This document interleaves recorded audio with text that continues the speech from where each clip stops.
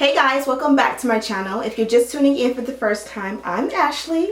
Today we're going to be playing in a gorgeous lace wig. She came courtesy of Afsisterwig, and we are playing in burgundy today. So I am really excited about a little bit of color. So first of all, this is the packaging as I said before, and they also give you a set of nude wig caps. The wig itself is pretty much ready to go, so this should be a super easy install. So this is her. She came pre-parted with a really nice center part. They did provide an elastic band. This elastic band is more or very similar to like a bra strap, so to speak, where it pretty much hooks on each side. So if you don't like it, you can go ahead and just unhook it and take it off. And then in the center you have like 3 levels of snaps, pretty much just like your bra strap. In the inside you get 3 combs, 3 in the front, and then you get a 4th one right in the back.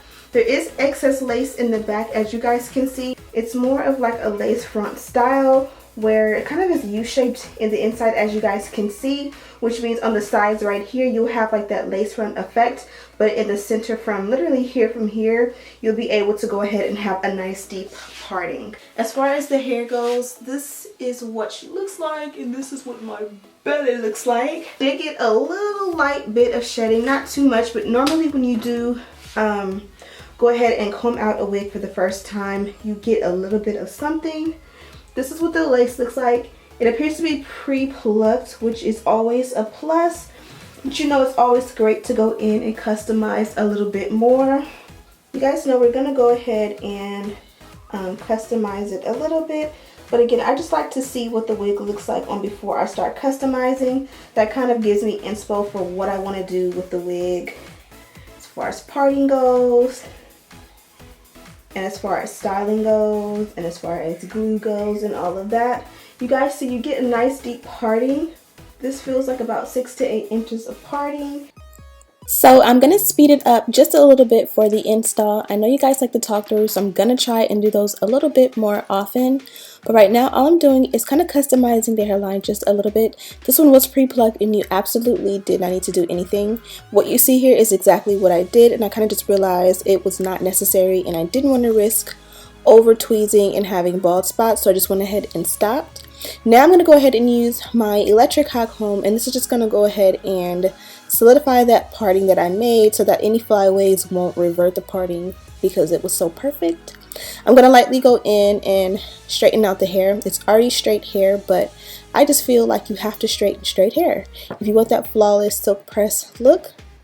Now I did use wax stick, and that pretty much is the only thing I used on the crown.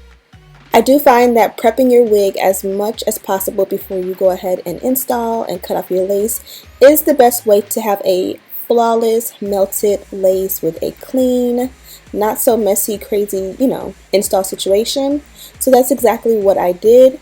Now I'm showing you here, I went ahead and cut off the excess lace, and that elastic does kind of run me an issue. Normally I would make a nice amount of sideburns to cover up my dark roots, but that wasn't the case here. You can go ahead and unhook the elastic band and that'll do you some justice. Next I went ahead and added my self tanner all inside the lace. Now a new step that I like to do is go ahead and take the blow dryer and allow it to dry, or I'll just let it air dry. I find that whenever you apply the lace to your head, after you go ahead and add that self tanner, it kind of transfers into your forehead, causing for like a kind of a messy, cakey install, so to speak. So I do like to dry it.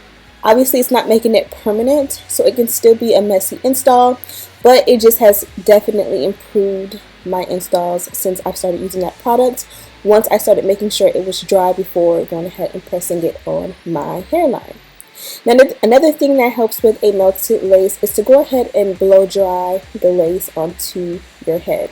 Once you add your glue or whatever, you just take your blow dryer, and I like to take the end of my rat tail comb and just help to press that in and kind of just make sure everything is installed properly and flat and smooth and so forth and so on.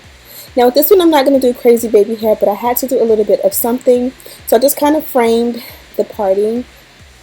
I did a little piece going on the opposite way, and then a little piece going this way. I used the Lotta Body, I believe it's called, edge control for the first time, and I actually really liked it. You guys know mousse is my jam, but I like to try different things still.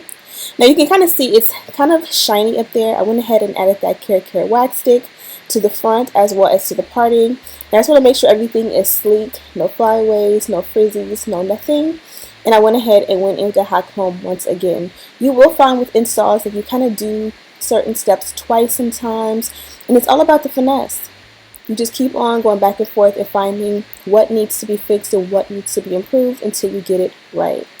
Now, something that I don't always do but lately has been a holy grail is these wrapping strips. Now you can sub these out for just a satin scarf. I like to put this on while I go ahead and do my makeup, and it literally helps to melt the lace into my hairline.